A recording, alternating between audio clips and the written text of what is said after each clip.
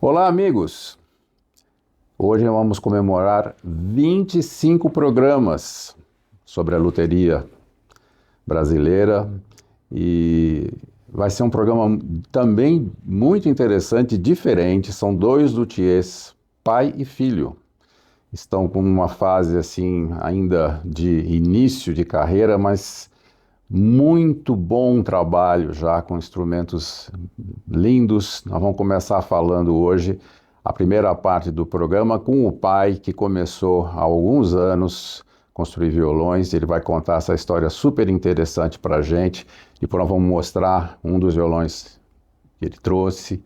Queria apresentar para vocês, para os que não conhecem, o Álvaro Otaíde. Um prazer enorme te receber. Prazer todo meu, Oscar. Muito obrigado. Então, Álvaro, é super legal, a gente já se conheceu há uns 3 anos, mais ou menos, do começo da nossa relação, ainda foi durante a pandemia, um momento tão difícil, né? Acho que demorou uns 2 anos para a gente se ver sem máscara, a gente conversava, ele estava me mostrando os primeiros instrumentos e é uma história muito legal que ele vai contar para a gente, como sempre, do início, né? O que motivou você, Álvaro, a ir para o caminho do violão. Conta um pouco dessa fase inicial, como que você se ligou com música e com a lutheria. Bem, primeiro agradecer, né, o convite, assim, uma honra muito grande estar aqui. Eu tenho acompanhado os programas, tenho visto assim com muito interesse, né, e tem sido uma das minhas fontes de inspiração mesmo, né, porque eu percebo que as pessoas que estão aqui são realmente apaixonadas pelo que fazem, né. E isso é uma coisa que me motivou também, né. Oscar, você sabe, a minha vida ela foi pautada assim sempre no sentido de uma busca de uma realização profissional, no sentido de construir alguma coisa que atendesse uma demanda assim, às vezes até espiritual. Eu, como comecei minha vida profissional, foi inicialmente montando uma galeria de obras de arte. Nós trazíamos artesanato do Brasil inteiro, viajávamos, eu e minha esposa Suzana, a gente viajava o Brasil inteiro e trazia os principais artesãos do Brasil para essa galeria. E foi um período muito interessante, porque a gente viajava muito, era divertido também, uma coisa de início de vida, né? Muito jovens e tal. Só que essa é uma profissão difícil quando você começa a construir família, né? Porque aí você tem que viajar e a família demanda muita presença, né? Então nós encerramos essa atividade e eu iniciei uma pequena construção, uma pequena fábrica de brinquedos pedagógicos. Que legal. Né?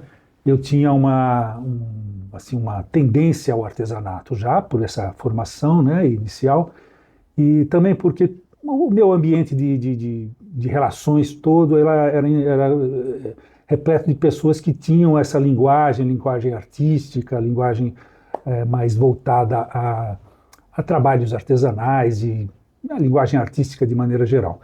Então nós eu e um colega montamos essa fábrica de brinquedos pedagógicos e nossos clientes eram as escolas, né? Então a gente tinha muito pouca referência no Brasil para isso, tinha poucas lojas, a gente visitava algumas lojas, mas também não tinha muita penetração, ainda tinha um domínio das fábricas de brinquedos de plásticos, já começavam pesadas. Os brinquedos assim, que vocês faziam eram brinquedos de madeira. Totalmente de madeira, né? Artesanato mesmo, madeira, silkscreen, pinturas uma pequena marcenaria. E uma área de silkscreen, de arte, assim, né? E aí nós fizemos essa empreitada durante alguns poucos anos, porque também as coisas não andaram tão bem financeiramente e tal. Minha filha nasceu em 81, e aí começou a ficar cada vez mais difícil, né? As contas começaram a não bater. Fechamos essa pequena fábrica, aí eu comecei a fazer telas para pintor também, né? Aproveitando a marcenaria que eu tinha, também começamos a construir algumas telas, tal, e também uma demanda pequena, tal, as coisas. Aí meu filho Tiago nasceu, as contas começaram a não bater mais, né? E aí eu tive que fazer uma opção mais radical de vida, que foi procurar numa empresa de familiares uma vaga. E me acomodei lá, fiquei lá durante muitos anos, nessa empresa, uma indústria farmacêutica, né? E eu trabalhei lá durante 35 anos. Só que nunca abandonei a marcenaria. Sempre tive essa pequena marcenaria como um hobby. Fazia móveis, cheguei a fazer até um pequeno barco, um veleiro, e fui construindo minha vida dessa forma, né? Aí, de repente, durante um período de vida também, que eu comecei a ficar mais... querer mudar também a minha relação com a vida, né? O trabalho já não me alimentava tanto, assim, de maneira assim, motivacional, né? Eu resolvi pedir para me desligar da empresa, né? E ficar ligado apenas como conselheiro dessa empresa, coisa que eles aceitaram, e aí eu fiquei, de certa forma, um pouco desocupado. E aí... E jovem ainda. E jovem ainda, né? Então, eu comecei a procurar o que fazer, e como eu tinha alguma relação com a música, né? Já tocava um pouco de violão e tal, falei, não, acho que eu vou me aperfeiçoar nisso. E entrei num curso de guitarra com o professor Fábio Santini. E o Fábio, assim, durante algum tempo... sempre me incentivando, tá? Ele falou, olha, tá na hora de você comprar uma guitarra boa, né? Tá bom, onde eu encontro a guitarra boa? Você vai ter um anúncio aqui de um luthier muito bom, o João Cassias, né? Referência da luteria de guitarra no Brasil. João Cassias também está agendado o programa com ele, será em breve. Então, ele faz uma guitarra top, muito boa, vai lá dar uma olhada, tal. E eu falei, não, legal, vou sim. E visitei a oficina dele. E naquele momento ali eu percebi também que ele fazia violões folk, muito bem feitos também, muito, né? Muito lindos. E fiquei muito motivado, porque aquele ambiente de marcenaria, de certa forma, resgatou um pouco do que eu já pensava como um modelo de atividade, né, para mim, porque já tinha feito os brinquedos e tal. Então nós começamos a conversar e eu perguntei, João, você poderia me ensinar a fazer? Ele falou, olha, eu não ensino, mas eu sei quem posso te indicar alguém que possa te ensinar. Tem uma escola muito boa, que é a do Walter Gabriel. E vai lá, pô. Eu falei, sim, claro. E imediatamente eu fui ao Walter, né? E ali na Sumaré, na Avenida Sumaré, aqui em São Paulo, né? E eu me identifiquei imediatamente, porque o Walter era um cara muito carismático, né? Ele era um cara divertido, alegre, e ele tinha um foco muito preciso no aprendizado, ele não deixava passar, ele ficava em cima do aluno, é uma coisa assim muito reveladora. E ali eu comecei a perceber a riqueza do instrumento. A gente, quando toca um pouquinho, a gente não sabe o que é o instrumento em si, a construção, a arquitetura. E eu comecei a perceber a riqueza de detalhes que tem um instrumento musical. Leques harmônicos, materiais, tarraxas, luthiers, materiais, quer dizer, de uma maneira geral, as madeiras, toda a composição, a arquitetura do instrumento, né? Tudo isso deu uma abertura muito grande para mim. Assim. Eu fiquei muito entusiasmado em conhecer cada vez mais e mergulhei assim profundamente nesse assunto. E foi durante a pandemia, onde você já estava presente, né? Porque eu comecei a comprar os materiais e tal. Bom, mas o que aconteceu? Veio a pandemia. A escola do Walter teve que encerrar as atividades, né? Interromper as atividades. E aí eu estava no início do processo ainda, Eu tinha feito poucos meses, porque o curso lá durava 1 ano e meio, 18 meses, e eu tinha feito acho que uns 3, 4 meses, ainda estava montando o leque harmônico, ainda estava no começo da construção.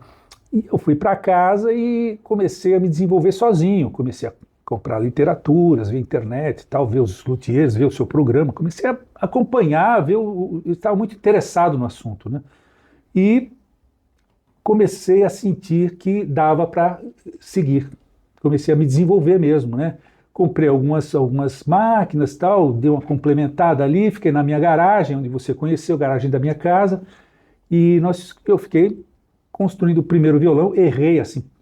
O braço eu acho que eu fiz umas 3 vezes, o tampo eu acho que eu fiz umas 3 também, assim, fui errando, refazendo, montando, desmontando, até que saiu um instrumento que estava muito longe de ser o que é hoje o instrumento, né? Mas ele estava afinado, estava confortável e ele estava sonoro. E aquele primeiro acorde que eu dei naquele instrumento, assim, foi assim uma renovação assim muito grande no meu entusiasmo de fazer o instrumento, porque deu um acorde muito sonoro. Eu me lembro muito bem. Esse violão eu tenho até hoje e ele é muito bom, ele é tocável. Só que ele é todo, né? Eu sei onde estão os erros. Que né? bom então, que você manteve esse mantenho primeiro. ele.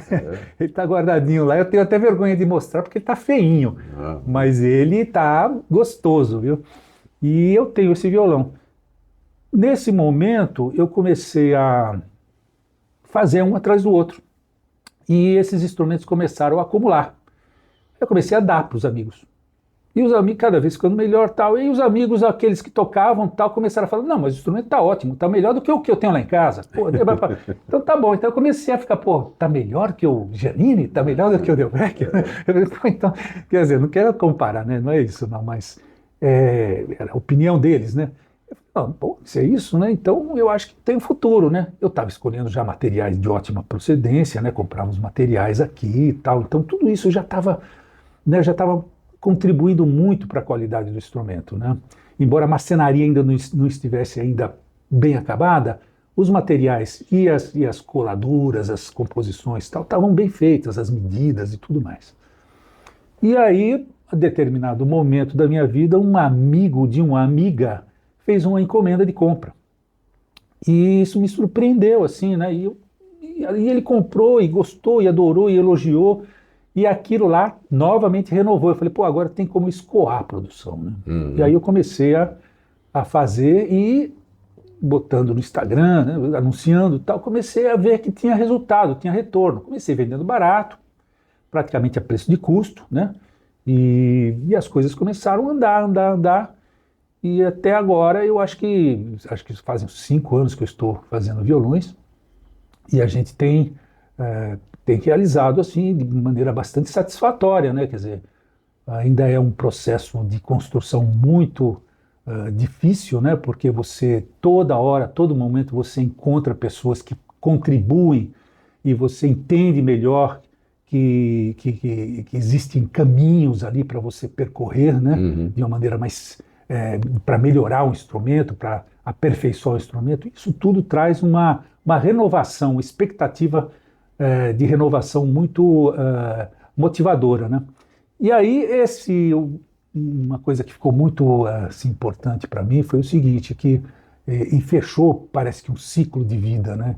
Que eu começo com os brinquedos pedagógicos, que é alguma coisa que me traria na época uma questão assim de não só de acompanhar o crescimento dos meus filhos, porque eles estavam naquela fase que os brinquedos eram um pouco pensando na atividade deles também, uma coisa lúdica, e o violão no final da vida, que eu também encaro como um processo de um brinquedo, quase, né? Porque ele é lúdico, ele é criativo e ele educa. Então existe uma coisa com o brinquedo pedagógico que me parece que fechou um pouco na minha cabeça também, sabe? Porque é o brinquedo do adulto, né? Então fechou esse ciclo assim, né?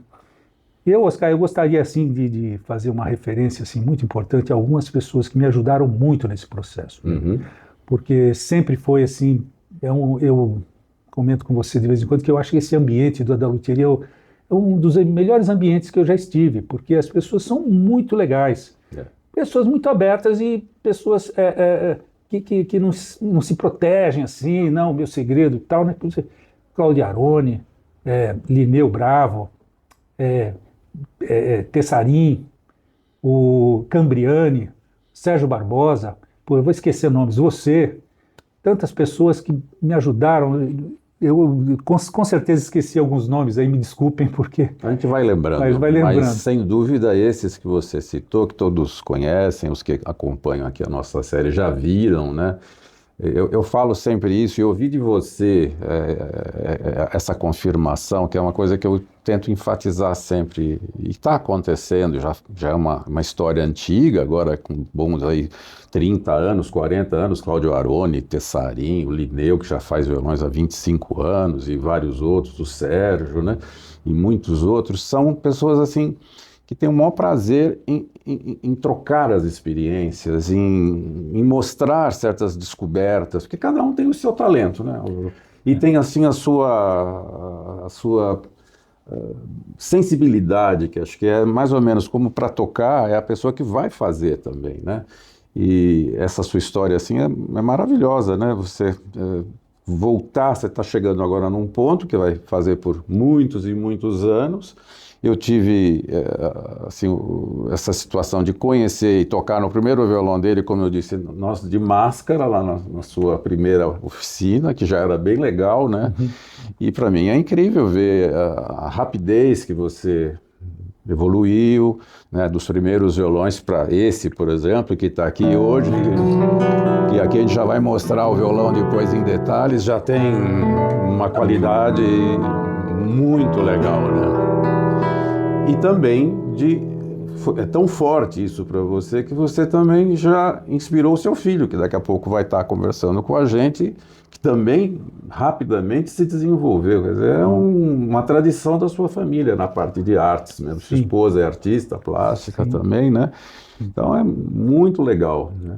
Eu acho que exatamente, esse é um compromisso, né? A luteria é um compromisso muito profundo com o artista, né? Uhum.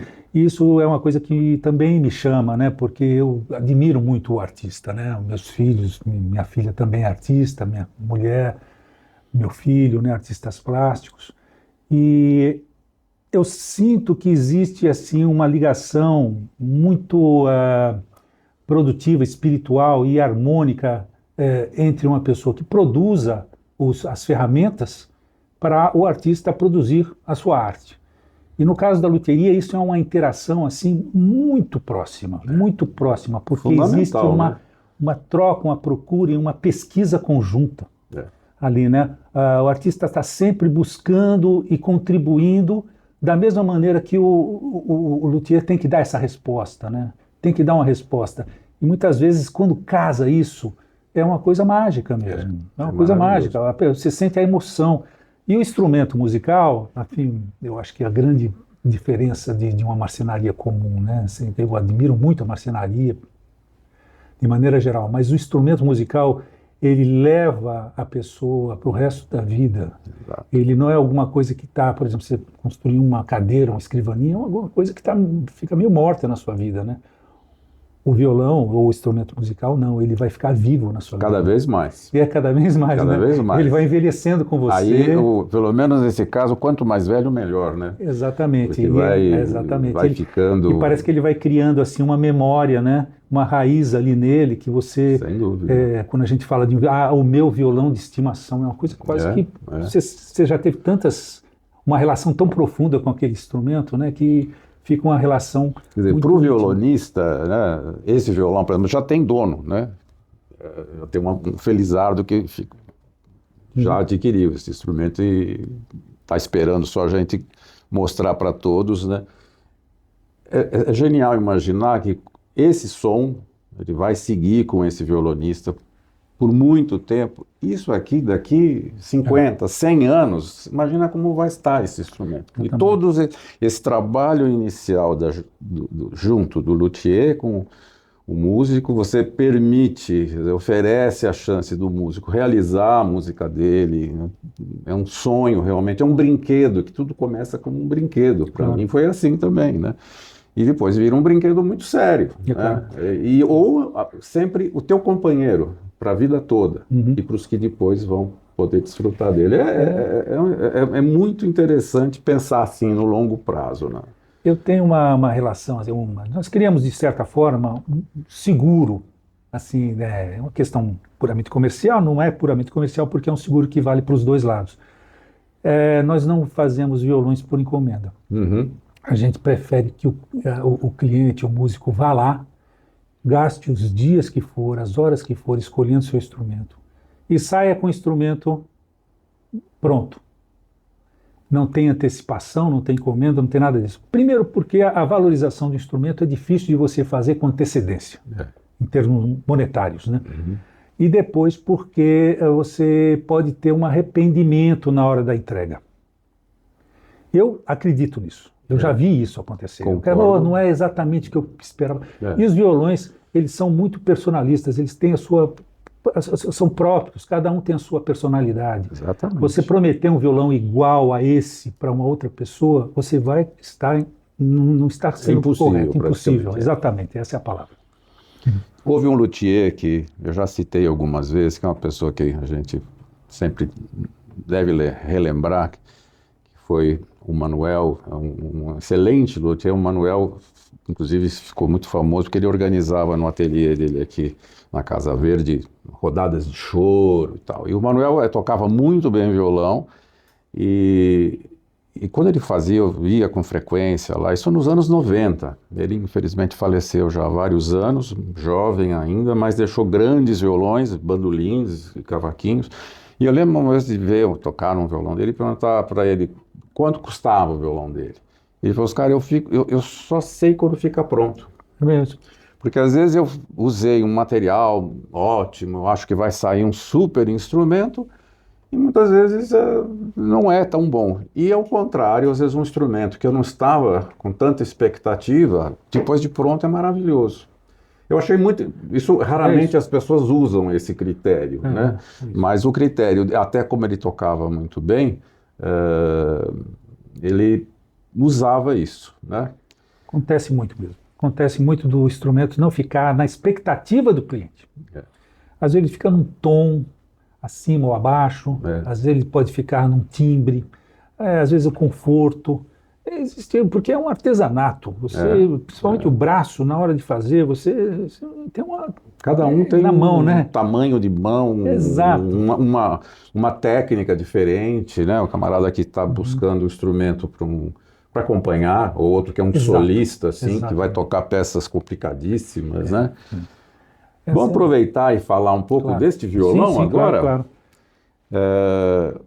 Vamos mostrá-lo em detalhe já, mas vamos falar assim um pouquinho da construção, que o pessoal se interessa muito. Fala um pouco desse violão, o que você colocou aqui, já tem assim, esse violão é bem recente, né? Esse é de 2023, é super novo, né? Esse é bem novo, é um violão de cedro, claro, né? Jacarandá indiano, né? Baraúna na escala, né? Uma ponte de jacarandá. Essa aqui é Baraúna? Baraúna. E um leque harmônico Boucher. Esse leque harmônico é do Boucher? É do Boucher. Você se inspirou num Boucher ou você usou mais só assim o leque harmônico é Boucher. Agora, claro que alguns formatos, alguma coisa fica um pouquinho diferente. Até a caixa é um pouquinho maior, né? Mas pouca coisa. Ele é praticamente um Boucher. Tampo de cedro, Baraúna na escala, né? E o fundo de jacarandá indiano, né? Braço de cedro rosa. A característica, acho que mais interessante do Boucher são as estruturas internas, né? Ele tem um leque harmônico muito elegante, assim, e que dá muita sonoridade. Ele tem mais traves, ele tem 4 traves de fundo, né? Aqui no centro dá para se ver, tem uma travessa central. Travessa a mais, normalmente, né? São 3. Normalmente são 3 e no Boucher é 4. E eu fiz estruturas também aqui em cima das traves de fundo. Eu fiz estruturas também de reforço nas laterais. Sim. Isso é uma característica um pouco diferente da do Boucher. Eu achei. Ele tem essas travas de segurança, né, de reforço, mas eu fiz um pouquinho diferente. O braço O dele... braço é de cedro rosa. Cedro né, rosa, cedro bonito rosa, também, né?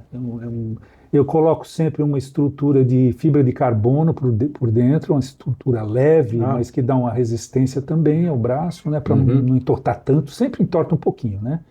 A pressão das cordas, mas, né, um pequeno equilíbrio aqui também na angulação do braço.